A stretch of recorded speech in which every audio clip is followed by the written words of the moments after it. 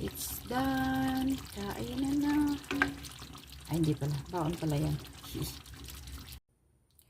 Magluluto tayo ng apritadang manok. Ayun na, igigisa muna natin yung ating chicken. Ayan.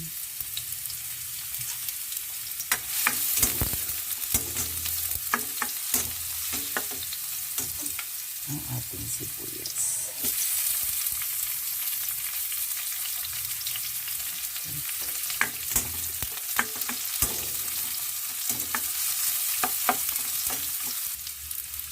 Ilagay na natin yung ating kamatis.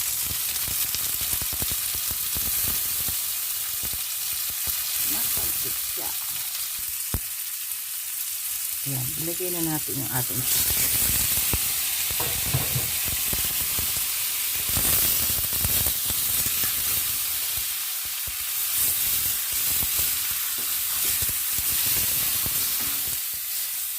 Halo-halo lang. Tapos habang binigisa yan, lalagyan ko na siya ng pampalasa para kumapit yung lasa niya. Asin. Ayan. Tapos paminta. Halo-halo lang. Hanggang masangkot siya.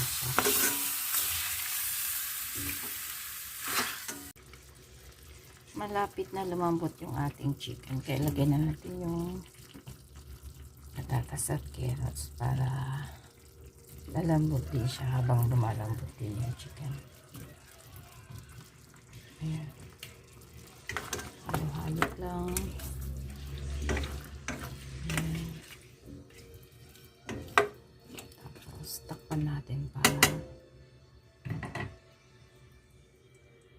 lumambot sila. Ayan, nalambot na siya. So, pwede na natin ilagay ang ating tomato sauce. Ayan. Halo-halo na. Medyo masabaw siya kasi yung mga anak ko gusto talaga nila yung may sabaw-sabaw konti.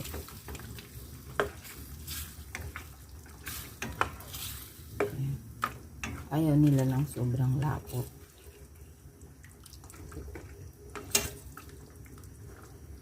Ayan, okay na siya. Lagyan na natin ang ating bell pepper na na-harvest sa pasok.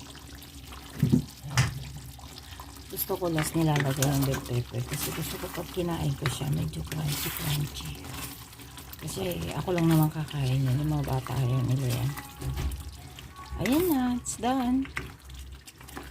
Luto na ang almusal at baon ng mga bata. It's done. Kain na. Ay, hindi pala. Baon pala yan.